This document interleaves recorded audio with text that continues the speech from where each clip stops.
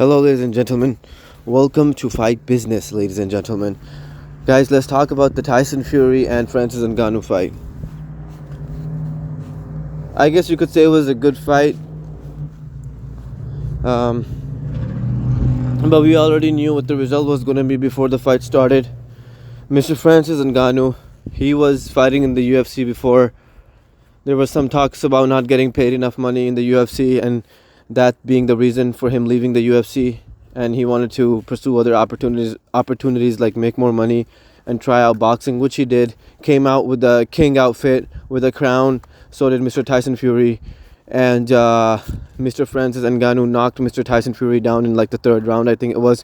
But it wasn't really okay. Fine, it was a knockdown. It was technically a knockdown, but the way Mr. Tyson Fury was established at that point, the way he was situated was that he was kind of already ducking a little bit because he was in some kind of a movement, whether it was after a punch or whatever it was. He wasn't just standing up straight, so he might have been pointless. He might have been off balance a bit, and he just got hit by a strong man there, so he kind of fell down there, but it was nothing big. He got up right away, and Mr. Tyson Fury basically dominated the whole fight. And what you notice with Mr. Tyson Fury is that he is fast and strong. So like he'll punch you like one or two times really quickly on your face, and those are like really hard punches. So it's like Muhammad Ali's saying, fast like a I forget what it is, sting like a bee, fast like a. So it's kind of like that. I forget the exact saying, but if you guys play the bully game, maybe you can find that saying in that game as well, or you can just look it up on Google.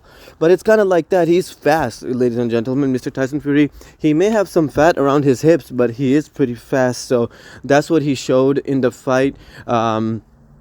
Basically dominated the whole fight, showed who's the boss in boxing. And at the end of the fight, he tapped Mr. Francis Ngannou's head a couple of times and then kind of gave him a kiss on the forehead saying, "Good boy. Good job, boy."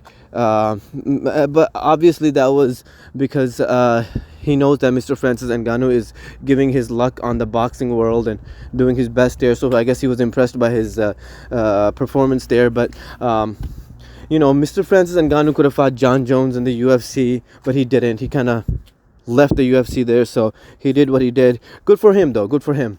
Made a lot of money there. Mr. Tyson Fury made a lot of money as well. And Mr. Tyson Fury is a great boxer. He's been knocking people out in the last few fights. Oddly enough, surprisingly enough, he didn't knock Francis out in this fight, but it was only a 10-round fight. And one judge actually gave the fight to Francis Ngannou, which is so surprising. Don't know why it's a split decision and not a unanimous decision. But Mr. Tyson Fury, guys, think about this guy. When he was like 28, 29 years old, there were talks, or like 30 years old, there were talks that he's retired. And then he came back, and the run that he went on after he came back, just knocking people out, knocking Deontay Wilder out twice, fought him 3 times, beat him all 3 times. So, just the heavyweight champion in the UK and the heavyweight champion in the US, just the champion from the UK coming to the US and just taking him out, just obliterating him in all 3 fights. I mean, so if UK boxing versus USA boxing was ever a thing, then it's 2023. There you go. But this is just a fact that I'm saying. I'm not taking any sides. It is all good. It's all good for entertainment. It's all good for coming together and, getting together and having a voice. So let's have a voice here, ladies and gentlemen. Hashtag peace. Hashtag world peace. Hashtag earth. Like, comment, subscribe, ladies and gentlemen. Peace out.